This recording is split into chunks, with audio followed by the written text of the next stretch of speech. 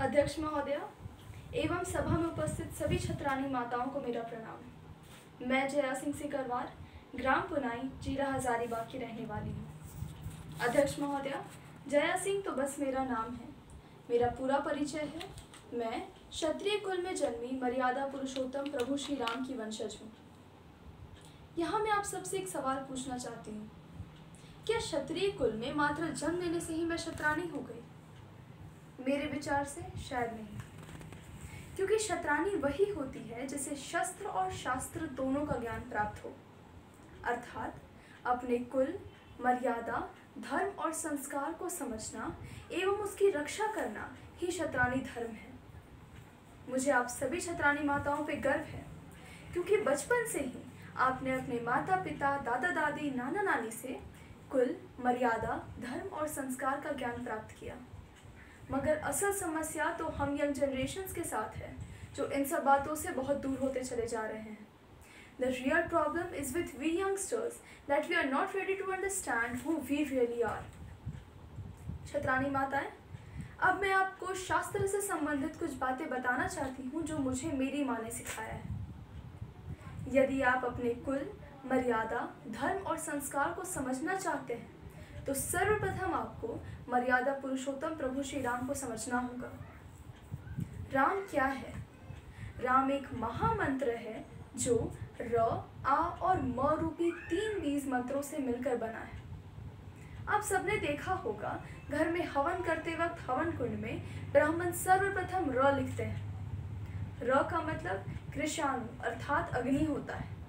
आ का मतलब भानु अर्थात सूर्य होता है और म का मतलब हिमकर अर्थात चंद्रमा होता है। रामचरितमानस में गोस्वामी तुलसीदास जी कहते हैं, बंदहु नाम राम रघुबर को हेतु कृषाणु भानु हिमकर को विधि हरिहर में वेद प्राण सो अगुण अनुपम गुण निधान सो। अर्थात बंदहु नाम राम रघुबर को, मैं श्री रघुनाथ जी के राम नाम की वंदना करता हूँ।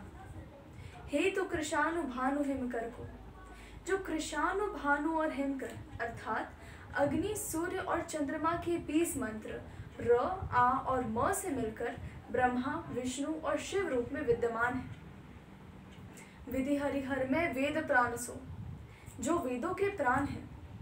अगुण अनुपम गुण निधान सो, और गुणों के भंडार हैं। आगे गोस्वामी तुलसीदास जी कहते हैं, महामंत्र जोई जपत महीशु काशी मुक्ति हेतु उपदेशु महिमा जासु जान गण राव प्रथम पूज्यत नाम प्रभाव। अर्थात महामंत्र जोई जपत महेशु, राम एक महामंत्र है जिसका जप स्वयं महेश्वर शिव जी भी हर श्वास में किया करते हैं। काशी मुक्ति हेतु उपदेशु, और इसीलिए काशी को मुक्ति का धाम भी कहा गया है। महिमा जासु जान गण राव प्रथम पूज्यत नाम प्रभाव, इसकी महिमा तो स्वयं गणेश जी भी जानते थे और इसीलिए वो प्रथम पूजे जाते हैं। छत्रानी माताएं, ये तो हुआ शास्त्र का बात। अब मैं आपको शस्त्र अर्थात अपने कुल, मर्यादा, धर्म और संस्कार की रक्षा कैसे की जाए इस बारे में कुछ बताना चाहती हूँ। सबसे पहले मर्यादा पुरुषोत्तम प्रभु श्री राम कहते हैं, हम क्षत्रिय मृग्या बन करही तुमसा खल मृग खोजत फिरही रिपु बलवंत देख नहीं डरही एक बार कालहु सन लड़ही। अर्थात हम क्षत्रिय हैं, हम वन शिकार करते हैं और तुम्हारे जैसे दुष्टों को खोजते फिरते हैं। हम किसी भी बलवान शत्रु को देख के नहीं डरते और यदि जरूरत पड़ी तो एक बार काल से भी लड़ सकते हैं। छत्रानी माताएं, ये तो हुई त्रेता युग की बात। द्वापर युग में भी मर्यादा पुरुषोत्तम प्रभु श्री राम पुनः अवतरित होते हैं श्री कृष्ण के रूप में, जिन्हें लीलाधर भी कहा गया है। मैं आप सबको बता दूं, श्री कृष्ण की लीला को समझना हम आम इंसान के बस की बात नहीं है। यदि आप श्री कृष्ण की लीला को समझना चाहती हैं तो सर्वप्रथम आपको मर्यादा पुरुषोत्तम प्रभु श्री राम की मर्यादा को समझना होगा, तभी आप श्री कृष्ण की लीला को समझ सकते हैं। द्वापर युग की तरह ही कलयुग में भी कई ऐसे वीर महापुरुषों ने जन्म लिया जो साक्षात भगवान के अवतार ही थे। पृथ्वीराज चौहान, इतिहास के गौरव बप्पा रावल, समर सिंह, महाराणा हमीर सिंह, राणा कुंभा, राणा सांगा, वीर शिरोमणि महाराणा प्रताप, कर्ण सिंह, राज सिंह, कौरा, बादल जैसे अनेक महावीर पुरुष हुए जिन्होंने इस देश के लिए अपना सर्वस्व बलिदान कर दिया। छत्रानी माताएं, अब मैं आपको इतिहास से संबंधित कुछ बातें बताना चाहती हूँ। पहले तो मैं आप सबको ये बता दूं कि इतने वर्षों से हम जो इतिहास पढ़ते आ रहे हैं वो हमारा असल इतिहास तो है ही नहीं। कई ब्रिटिश और वामपंथी इतिहासकारों ने एक ऐसा नैरेटिव सेट कर दिया कि हमारे बाप दादा गुलाम थे। कई इस्लामिक आक्रमणकारी और ब्रिटिशर्स ने 1000 वर्ष तक हम पर शासन किया। मगर मैं आप सबको बता दूं कि ये पूर्णतः गलत है। बचपन से ही हमारे अंदर एक गुलामिक मानसिकता डाल दी जा रही है। मैं आपको एक उदाहरण के रूप में बताना चाहती हूँ। अगर किसी छोटे बच्चे के अंदर बचपन से ही भूत का डर बैठा दिया जाए तो बड़े होने के बाद भी कहीं ना कहीं तो वो डर बैठा ही रहता है, जिसके कारण वो कमज़ोर होते चला जाता है। उसी प्रकार से हमारे अंदर भी बचपन से ही एक गुलामिक मानसिकता बैठा दी जाती है ताकि हम भी मानसिक रूप से कमज़ोर होकर के बिखरते चले जाएं। छत्रानी माताएं, दोहराता हूँ सुनो रक्त से लिखी हुई कुर्बानी, दोहराता हूँ सुनो रक्त से लिखी हुई कुर्बानी, जिसके कारण मिट्टी भी चंदन है राजस्थानी। महाराणा हमीर सिंह, जिन्होंने मोहम्मद बिन तुगलक को 6 महीने तक कैद करके रखा था, और केवल यही नहीं, राणा कुंभा, जिन्होंने मालवा के सुल्तान महबूब खिलजी को 6 महीने तक कैद करके रखा, राणा सांगा, जिन्होंने दिल्ली के सुल्तान इब्राहिम लोदी को डागरान को युद्ध में जूते मार के परास्त किया था। छत्रानी माताएं, इन जैसे कई राजपूत राजा हुए जिन्होंने इन मरीजों को मार मार के परास्त किया। अब मैं आप सभी को एक ऐसी प्रूवन स्टोरी बताना चाहती हूँ जिसे इन इतिहासकारों ने हम सबसे छुपा के रखा। 7th सेंचुरी यानी 7वीं शताब्दी में जब भारत पर पहला इस्लामिक आक्रमण हुआ था मोहम्मद बिन कासिम के द्वारा, वो आक्रमण करके राजा ताहिर को मार करके उनकी बेटी को भोग विलास के लिए ले जाता है। उस वक्त राजा ताहिर का बेटा भागते हुए जाता है मेवाड़ के महाराणा बप्पा रावल के पास और उन्हें सारी घटना विस्तार से बताता है। महाराणा बप्पा रावल समझ जाते हैं कि ये मरीज शांति वार्ता करने योग्य नहीं है। वे फौरन वहां से निकलते हैं और प्रतिहार राजा और गुजरात के राजाओं के साथ मिलकर के एक बड़ी सेना खड़ा करते हैं। उस वक्त बप्पा रावल के नेतृत्व में जोधपुर में एक घमासान युद्ध होता है। मैं आप सबको बता दूं, अरेबियन हिस्ट्री में वे लोग खुद मानते हैं कि राजपूत राजाओं ने ऐसा नरसंहार किया कि हमें कहीं सर छुपाने का भी जगह नहीं मिला था। उसके बाद बप्पा रावल मोहम्मद बिन कासिम को पीटते हुए ले जाते हैं ईरान तक। वहां से लौटते वक्त अफगानिस्तान में सलीम नाम का बादशाह बैठा रहता है, जिसे हटा के बप्पा रावल अपने भतीजे को बैठा देते हैं। उसके बाद हर 100 किलोमीटर पे वो राजपूती चौकियां बैठाते आते हैं, जिसका परिणाम ये निकलता है कि 7th सेंचुरी यानी 7वीं शताब्दी से लेकर के 1192 तक यानी पूरे 500 वर्ष तक भारत इन इस्लामिक आक्रमणकारियों से बचा हुआ रहा था।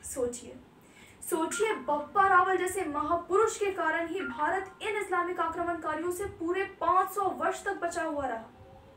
और केवल यही नहीं, समर सिंह, महाराणा हमीर सिंह, राणा कुंभा, राणा सांगा, वीर शिरोमणि महाराणा प्रताप, कर्ण सिंह, राज सिंह जैसे अनेक शिशोदिया कुल में जन्मे महावीर हुए जिन्होंने 1000 वर्ष तक, पूरे 1000 वर्ष तक इन इस्लामिक आक्रमणकारियों को खुली चुनौती दी थी।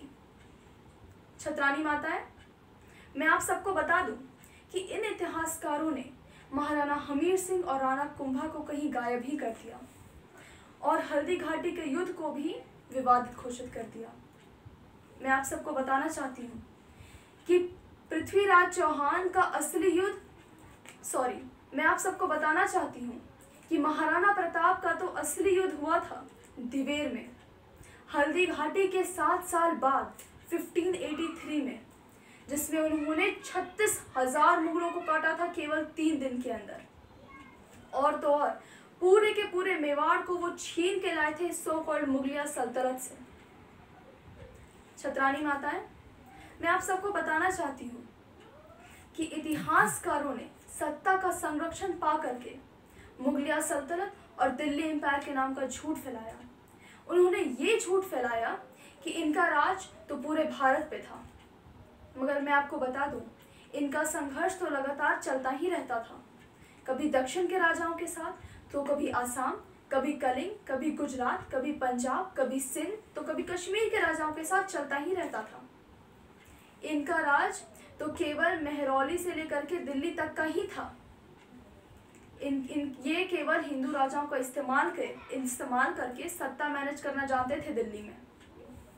छत्रानी माताएं, इनके पास केवल तोप, गोला बारूद जैसी मशीनरीज थी जिनके बल पे ये लूटमार किया करते थे। स्त्रियों के साथ दुर्व्यवहार करना और प्रजा का शोषण करना ही इनका अहम धंधा था।